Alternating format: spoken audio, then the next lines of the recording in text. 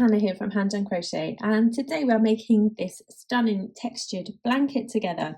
Now I know it looks really complicated, but actually when you break it down it's just a set of square motifs and we just join them together to create this stunning pattern. It looks really geometric, it's really textured, it's really tactile and lovely and warm and cozy.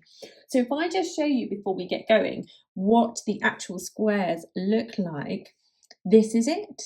And we just turn them in different orientations. So this one would go like this here, and then you would turn one like that there, and then here, and then here, and they tessellate together and make this beautiful design, and it's actually a lot easier than it looks. So we're just going to make one of these squares together today, because once you've got that, you know everything you need to know to make this blanket. Now you can make this blanket using any weight of yarn that you like. You just make as many squares as you'd like for it to be the size that you want it. So if you use the right size hook for the yarn that you're using, but today I'm going to be showing you it worked in Brava, which is a beautiful yarn. It's a worsted weight yarn. And I don't have any of this colour left. I use literally every single strand that I had of this colour. So I'm going to show you in this beautiful fig colour here. And you will also need a 6mm, so J crochet hook, or the hook that matches for the size of yarn that you're using. You're going to need a needle for your ends and a pair of scissors too, and that's it. So let's get going. So you may or may not be able to tell from this unblocked and slightly squiffy square here that we actually don't work in rows in this direction, we work in corner to corner rows. So we're going to increase up until we get to this point, and then we're going to decrease to get to this point. And that means then that our post stitches, which are these ones here we can see popping up at us, they run in the direction that we'd like them to when we then turn it like this. And we get this kind of diagonal pattern going on here. It's really cool, and it's a lot easier to do. I know I keep saying that, but it's a lot easier to do than it looks. So we're going to begin down in this corner here, and we grab our hook and we grab our yarn. I'll leave this one here so you can kind of see how it builds up. We're going to pop a slip knot on the hook to begin with, and then we're going to chain 2. And what we need to do then is work into this second chain from the hook, and we're going to work 3 half double crochet in that. So I'm going to speak in US crochet terms. So 3 half double crochets into that second chain from the hook. So there's 1, there's 2, and there's 3. And so after each row we are going to turn. So we're ready already. That's our first row complete. Hurrah! So we turn our work, and it feels really bizarre because there's not much to get hold of at the moment. And so our next row is going to make sure you get hold of your working yarn there. We're going to chain 1, and the chain 1 at the beginning of any row doesn't count as a stitch. And we're going to work 2 half double crochet into this first stitch here, and that's going to be our increase, and that's going to make it start growing at either side here. So 2 stitches into there. And then we're going to work 1 stitch into the next one that we come across, and then 2 stitches into that last stitch that we find. So you've gone from 3 stitches to 5 stitches, and that is our second row complete. And now we're ready to turn. And now row 3 is where we start to do some cabling or post stitches. So we're going to begin with a chain 1, just as we have done before, and we're then going to work 2 half double crochet into that first stitch. And so the thing to remember is that every time we're going to increase, you're going to work 2 stitches, 2 half double crochet into the first stitch, and you'll work 2 half double crochet into the last stitch.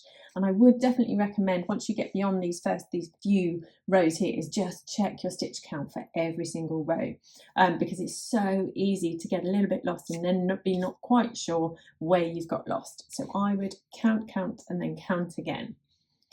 And then we're ready to do our first post stitch. Now, post stitches can go into the row below, but the ones that we're going to do today are going to go in 2 rows below. And so you need to remember that we have got less stitches on 2 rows below than we have on the row below us here.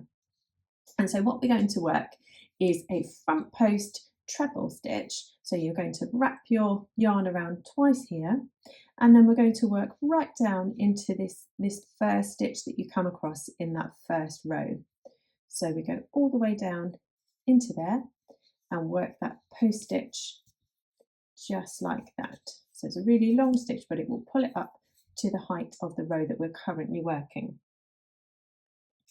And then what we need to do is we're going to work a half double crochet into the next stitch. Now if you pull your work there, you're going to see that that's the stitch that we skipped here, because that post stitch accounts for that stitch there. So we need to go into the next stitch along. So that one's here. So that's a half double crochet in there. And then we're going to wrap around twice again because we're ready to do another post stitch. And it's going to go into 2 rows below, which then is this very last stitch here. So wrap around twice and then work 2 rows below, sorry. And it feels really strange because you're like, well, that's the end of the row, but it's actually not, because then when you flick forward, you're going to find that last stitch there and you're going to put 2 half double crochet in it. And that will be the increase for the end of that row. It does want to flip sideways. I don't quite know why. It doesn't like working in straight rows there. And so that is row 3 complete. And you can already see that that's where our texture is here, down here at the bottom. So we're ready to turn now. And it does become a lot more manageable once you've got more to hold on to. I know it feels like it's flipping around all over the place. And the other thing about this is you're going to make lots of these. So I would take your first 1 or even 2 as practice ones. Just get used to where you're putting these post stitches. And then when you're really happy with the drape of your fabric and the look of your stitches, then I would go proper. And you can always undo the first one that you make, and reuse your yarn for it. So now this next row is lovely and easy. So we're going to increase at either end, but then we're just going to work half double crochet stitches in all of the stitches we come across here. So 2 half double crochet in this first one, and then a half double crochet in each of the stitches up until the last. So these are the rows that it's really good to check your stitch count for, because it's nice and easy to see where the stitches are, and just count as you go along until you get to that last one, and then we're going to pop 2 stitches in there. And then we're ready to turn. So for our next row, row 5, we are going to increase at either side, just as we need to keep going and making it bigger. And then we're going to introduce some more post stitches and then keep going on these ones that we already have here. So again, that sounds so complicated, but it's honestly not. Once we get going together, we'll be fine. So we chain 1 to begin, and then you're going to work 2 half double crochet stitches in that first one there. And then we're already ready to launch into our first post stitch. So we're going to yarn around twice, and then we're going to go 2 rows below. So not this one here that we have, but this one here. And it's nice and easy because it's going to be the first stitch that you come across. So down into that one there. Oh, I was trying to be nice and loose, but it turned out to be too loose. There we go.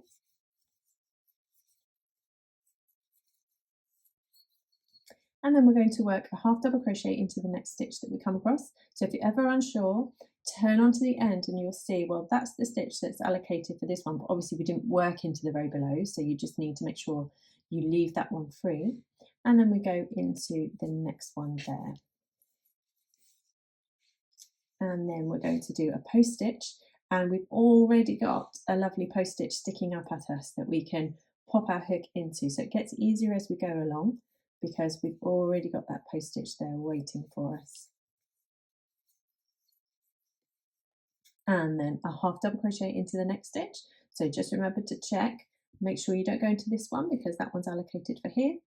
And then we go into there. And then we're going to work a post stitch into that next one we have ready.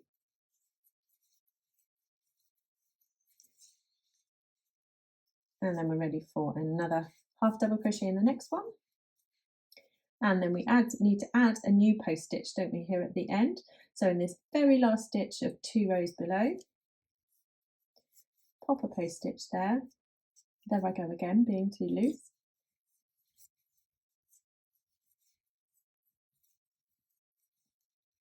And then remember to scoop around the back here and find that very last stitch to work 2 half double crochet in.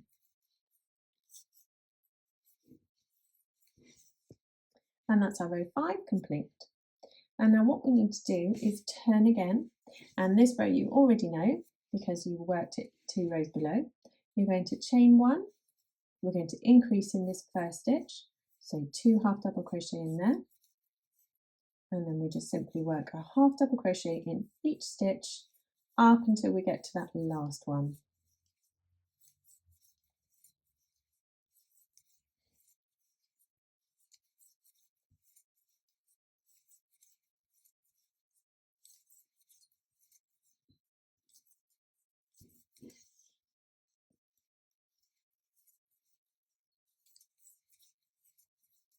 And then pop 2 half double crochet into the last.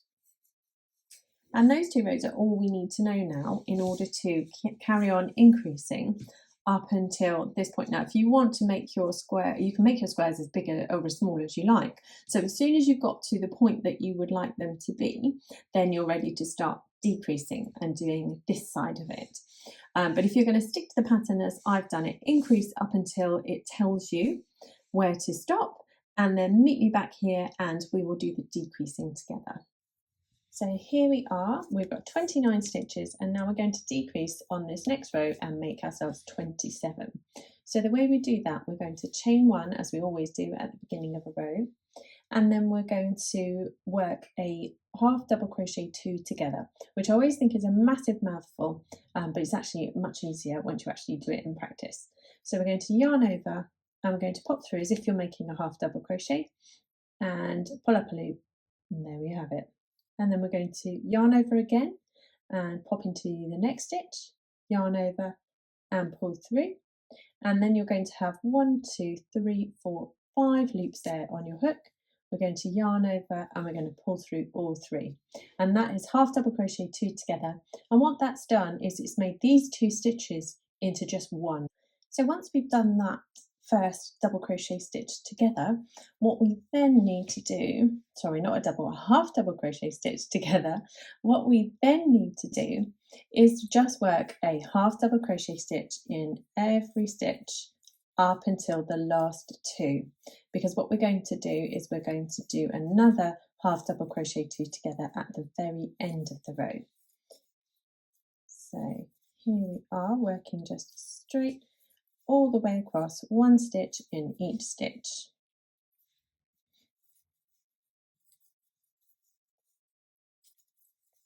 And then here we are at the last 2 stitches, and we're going to work those 2 together. So we're going to do a half double crochet 2 together there at the very end and make just 1 stitch out of those 2.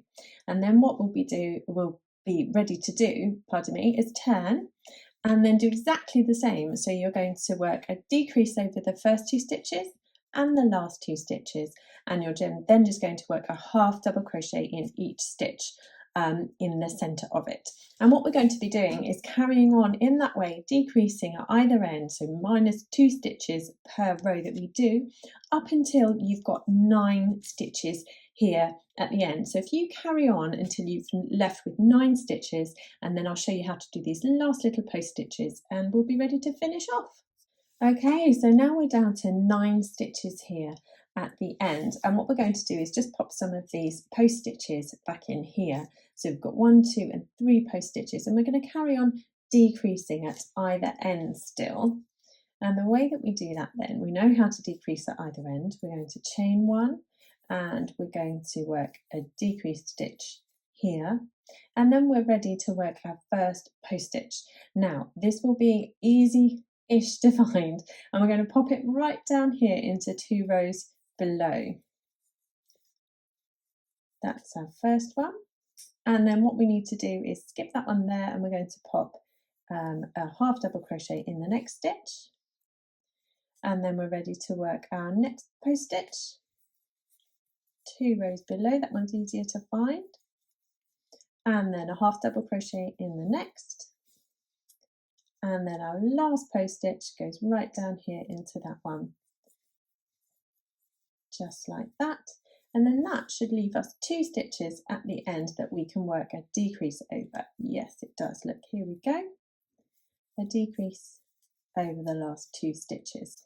And our next row is our regular decrease that we've been doing all the way up until this point. So we half double crochet 2 together, and then we work a half double crochet in each stitch until the last 2, and then we half double crochet 2 together. Then we're ready to turn, and we're going to decrease again at this beginning of this row, and then we've just got one post stitch to work right down here into this one, and then we do a decrease over the last 2 stitches. Now that gives us 3 stitches there at the end, and what we're going to do is we're going to half double crochet those 3 stitches together, so exactly the same way as we've done the decrease stitches before, but we go 1, 2 and 3, and that is then complete. You might want to just do a chain one at the end there to anchor it, but that's our square done. And for the blanket, the size that I made, I did 24 of these squares, and then I blocked them all because you see they do want to twist, they do want to turn slightly, so give them a really good block before you join them. That would be my best tip. And so in the pattern you'll see the diagram that shows you how to lay them out, but basically you're going to put them so that they form this textured square in the middle, but you can set them out however you would like to. So have fun with it, and then slip stitch them together, sew them together, whatever your preferred joining method is, and whip a border around them if you'd like to. There is one in the written pattern, or just leave them as they are. It's entirely up to you. So I really hope you've enjoyed this tutorial of working a corner to corner textured square, and just seeing how easy it is to create loads of texture and lots of geometry and fun patterns with really simple stitches. So if you make one, come and find me and show me, and remember to subscribe and tap the bell button, and I will see you again very soon.